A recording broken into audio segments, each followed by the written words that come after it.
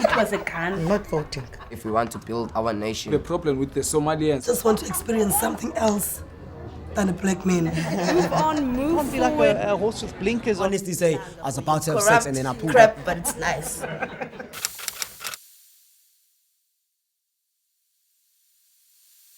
All right, I am Siviwe Derek Bukwana. I go by the name of English. I do passenger services for a living, and I'm proud to say I've got like a 98% fan base.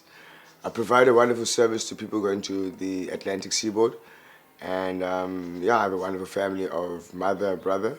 My name is Mpho Diniso from Johannesburg, currently living in Cape Town at the waterfront, and we have occupied a building called AKH, which means Ahmed Kathrada House. I'm a chapter leader within the organization called Reclaim the City, whereby we advocate for affordable housing within the inner city. And I'm a hairdresser by profession, and also I'm now studying cinematography. Hi, my name is Zintle Hashe. Hi, I'm Tessa Eidelman. I'm a graduate student. I'm doing my PhD. Actually currently living in the United States, but I'm from Cape Town and back in Cape Town following Reclaim the City and their movement for land and housing justice in the city. Hi, my name is Keswa. I'm originally from KwaZulu-Natal, but living here in Cape Town now. I'm a farmer, work in the communities. In South Africa, I would tell you most women, they are being killed because of their sexuality, that they prefer to sleep with other women. So it's a very hot topic also, because one day I saw a newspaper saying that one of my friends was murdered somewhere in a lady in Joburg, and then they put in her vagina a bottle, you understand? So it's symbols that you find like men can be also evil to women, you understand? So I think on another side, flipping side of mine, I would say women are not being respected by men, you know. Anywhere. Yeah, and women, on any level, not at home, not in the school, yeah, not at work. Because of masculine way they are. The because masculine way is the way. Yeah, and then they can be dominant because you can say, I would beat the hell out of this woman because I'm a man. But I find it like it's very wrong to even use your power of strength. But that's what men know. But it should be brains. Use your masculine, you should whatever. use your brains more than your physical power to any other person. You understand? If we have kind of verbal diarrhea with each other, whereby it escalates into something that is chaotic, we would have a time whereby we say, we stop. You know, we've gone too much far that we stop, and then you go your way, I go my... Not physically, but men, they act to do it very in a strong, powerful way of using their strength to women. That's why you find most of the women, they are being killed or raped, you know, and or assaulted because of men. They don't respect women as they should respect women. This is why it's like it's really that masculine thing, that fear that I will be attacked. You are bigger than me. I cannot stand up to you with what I have. We can't just go toe to toe. Just have the conversation.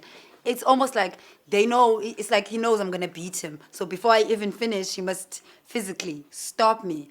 And I think that's what makes us, it pulls us back. But that's sad. Because you are scared. Because there's a fear around standing up for yourself. Have you guys watched Intersections on SABC 1? I used to love that. Yeah, I used to love Intersections. There's this one episode where there was a man and he had kind of like two wives. And because he worked in the mines and stuff, so he would go, you know, to the mines, and obviously he would have other women, and he had the woman at home. But like the woman at home kind of felt like this guy wasn't really, you know, around anymore, but she couldn't address the issue. Yeah. Because it's gonna beat you. She was scared.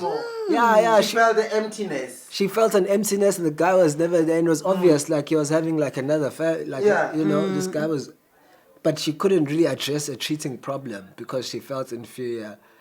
because of how he even answered, like very traditionally. Yeah. You know, And very, when you very- say traditional, what do you mean? like African, like I've spoken and yeah, that's that, like and the these are the way ways. the way the conversation goes is that the woman addresses the man in his surname, and it's respect, and you don't look him in the eye, and it's. And you know, if he says like, "Hey," In this day and age, we're not going there. Yeah, we're not going there. Then, you know, and it's patriarchy, and it's. You know, like I know with people from Limpopo, what they do is when a woman comes to give a man food, she must even kneel down and go like this. I hate such because that shows male dominancy, you know. And I mean, men that act like that, for me, I find them very naive, very narrow-minded, because of you don't think of that the woman can be the same level as you with the capacity of men don't think knowledge, that they can be, knowledge and the respect that you can get. Yeah, men don't. I don't think that men think about that. I don't think it crosses their minds. I was having a conversation with my partner about this banning of abortion in Alabama and whatever. So we were talking about this. And I was saying to him, it's almost like, you know, men don't see us as human beings. There's plants, there's animals, there's men, and there's us. You know what I mean? It's like to them we're the other. We are completely foreign, you know. We bleed for days and we don't die. I like that one. I think there's almost like a fearful awe of us. The things that we can accomplish, even through the dominance, the brutality, the whatever, we're still here, we still fight. And you can give birth also. I think there's just things about us. They're like, hey, we don't trust them. They're not human. The abortion thing is interesting also because of like the timing when it's happening. Yeah. Like, you know, as you have more women coming into government and more women like, you know, running for president and all these things coming into positions of power, and then you look at who's making these decisions about abortion, it's all white men. White men. And it's like, it's a war. It's like a, you know, it's a war on women. Like, a war stay in your fucking place. This is what I feel about patriarchy and talking about gender, and it's very close to talking about the race issue and racism, because in one hand you have white people acting like males. And if we as males can't really accept that fact and really look at it and be like, no, patriarchy is a thing, then how can you expect, you know, the privileged white man to then come out of himself and be like, okay, oh I see no, what's like going I see on what's here. going on, like this is wrong. You know, it's these like it's very psychological, and I feel like that's where the issues lie. You know, we really need to kind of look beyond, you know, what we've been kind of taught. And I was gonna say, I think it's what we're taught. You know, it's what you, and it's also what you think is expected of you. You know, your mother never has the same conversation with your brother that she has with you. You know, But I also believe in self-teaching yourself things that you think, because when you observe things, you know that if I put my finger in a hot boiling oil, I'm gonna burn. Yeah. You understand? So if you learn good things by yourself, you will learn and you will grow and you learn to embrace others. You know.